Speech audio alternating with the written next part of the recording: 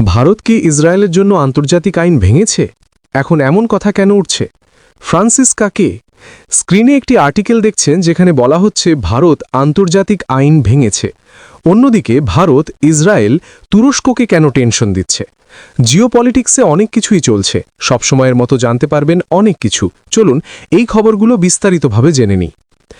এই যে জিওপলিটিক্স এই মুহূর্তে চলছে, এটা একেবারে অন্য লেভেলের কারণ খুব দ্রুত জিনিসগুলো বদলাচ্ছে এবং পুরো গ্লোবাল অর্ডারও বদলে যাচ্ছে। এই সময় যদি কেউ সতর্ক না থাকে তাহলে ভবিষ্যতে সে ডুবে যাবে। এখন আমি এমনটা কেন বলছি? স্ক্রিনে একটি টুইট দেখুন, এটি ডোনাল্ড ট্রাম্পের টুইট। কয়েকদিন আগে ডোনাল্ড ট্রাম্প একটি টুইট করেছিলেন এবং তিনি বলেছিলেন যে মানুষ ইসরায়েলকে পছন্দ করুক বা না করুক, কিন্তু আমরা একটা বিষয় দেখেছি, ইসরায়েল আমেরিকার খুব ভালো বন্ধু। তারা সাহসী, তারা বোল্ড, তারা লয়াল, তারা স্মার্ট, তারা অন্যদের মতো নয় যে সংকটের সময় নিজেদের আসল রং দেখায়। ইসরায়েল ভালোভাবে লড়াই করেছে, তারা জানে কিভাবে জেতা যায়। এটা ডোনাল্ড ট্রাম্পের টুইটে লেখা ছিল।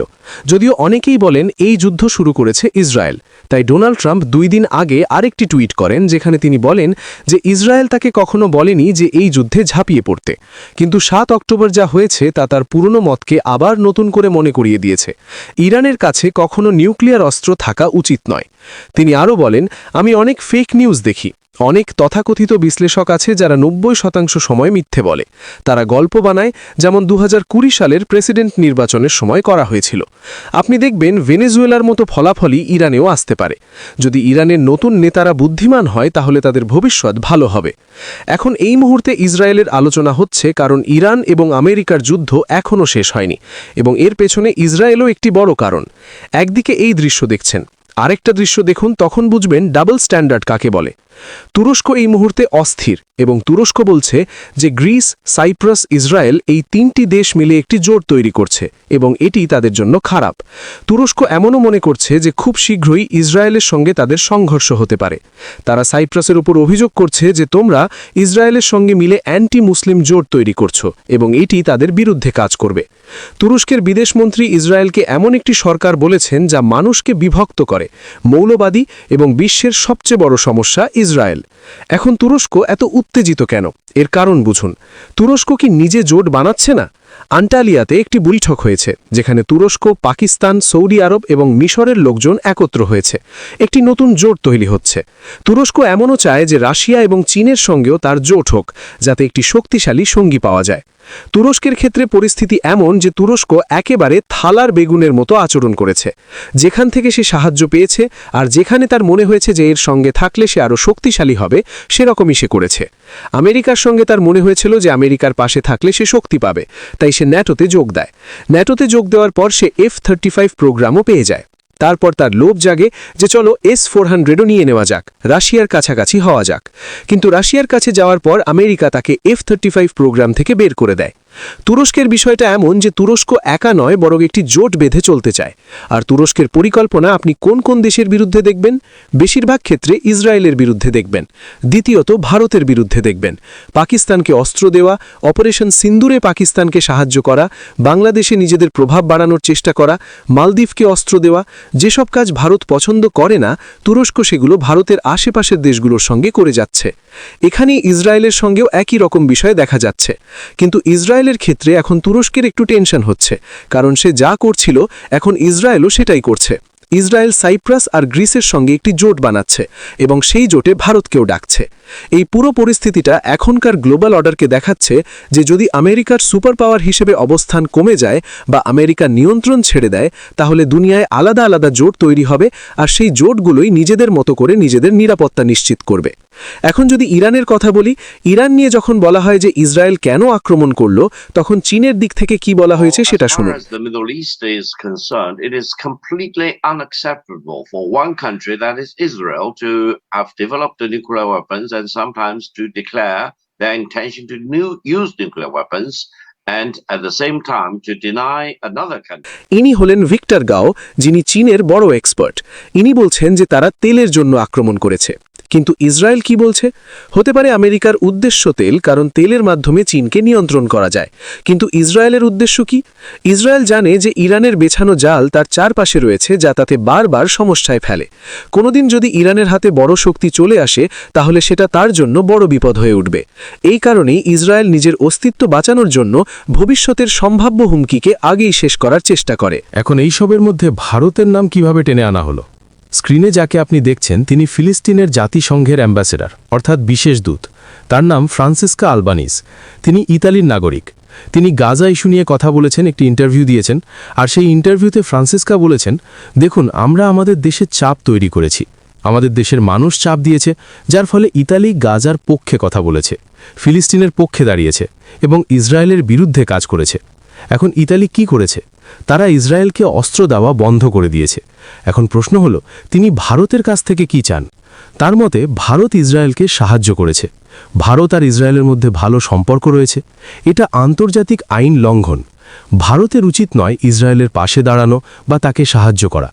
যাই হোক, এটা ফ্রান্সিসকার নিজের মতামত। কিন্তু জিওপলিটিক্স যেটা বলে সেটা হলো, এখানে কোনো স্থায়ী বন্ধু বা শত্রু নেই। আর এখনকার পরিস্থিতিটা ডোনাল্ড ট্রাম্প এমন করে দিয়েছেন, যার লাঠি তারই ভেড়া। ভারতের জন্য সবচেয়ে ভালো হবে যদি ইসরায়েল আর রাশিয়া এই দুটো দেশের সঙ্গেই একসাথে চলে, কারণ সামনে যে জিওপলিটিক্যাল অর্ডার তৈরি হচ্ছে সেটাও অনেকটা এই ভিত্তির উপর তৈরি হচ্ছে। একদিকে আছে চীন, আরেকদিকে পাকিস্তান, আর আমেরিকার তো কোনো ঠিক নেই, কখন কার দিকে গিয়ে বসবে বলা মুশকিল। এই পরিস্থিতিতে ভারতের যদি দুটো ভরসার সঙ্গী বলা যায়, তাহলে একটা হচ্ছে রাশিয়া আর আরেকটা ইসরায়েল। আর ফিলিস্তিন ইস্যুর কথা বললে ভারত না ইসরায়েল ফিলিস্তিনের ঝামেলায় পড়ে, না ইসরায়েল ইরানের ঝামেলায় জড়ায়। আর সাহায্যের ব্যাপারে যদি বলা হয়, যদি দুই দেশ মিলে অস্ত্রের ফ্যাক্টরি তৈরি করে, তাহলে এটা স্বাভাবিকভাবেই হয়ে যায় যে প্রত্যেক দেশের, সেই ইসরায়েল হোক বা ভারত, দুজনেই যখন একসঙ্গে ফ্যাক্টরি তৈরি করেছে, তখন সেই অস্ত্রের ওপর দুজনেরই অধিকার থাকবে। দুজনে ফ্যাক্টরি এই কারণেই তৈরি করেছে যাতে বিপদের সময় নিজেদের জন্য সেই অস্ত্র ব্যবহার করতে পারে। এখানে ভারতের এমন কোনো ভূমিকা নেই যে ভারত আলাদা করে নিজের কোম্পানি থেকে অস্ত্র পাঠাচ্ছে। এমন কিছু কখনো সামনে আসেনি।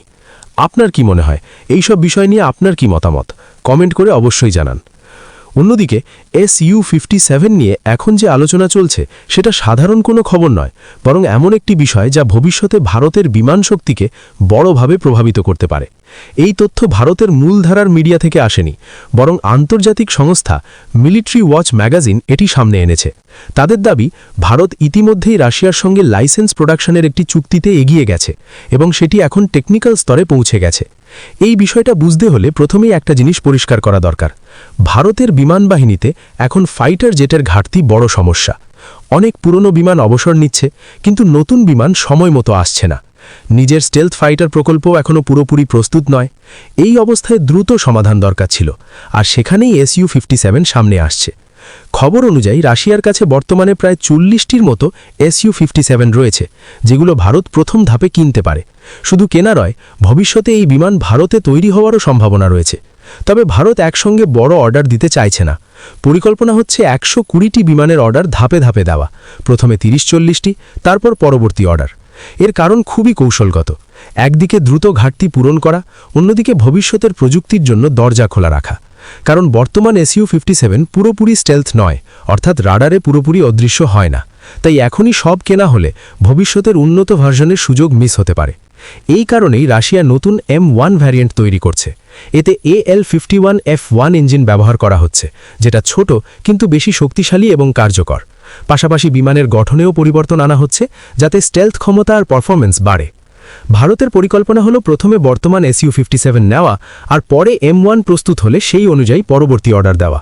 এতে করে বর্তমান সমস্যা মেটানো যাবে আর ভবিষ্যতের প্রযুক্তিও পাওয়া যাবে। এর পাশাপাশি ভারতের নিজস্ব AMCA প্রকল্পও চলছে। যদি এটি সফল হয়, তাহলে ভারত পুরোপুরি Su-57-এর ওপর নির্ভর করবে না, বরং সীমিত সংখ্যায় নিয়ে বাকি চাহিদা দেশীয় তক্তি দিয়ে পূরণ করতে পারে। এতে দেশীয় শিল্পও শক্তিশালী হবে।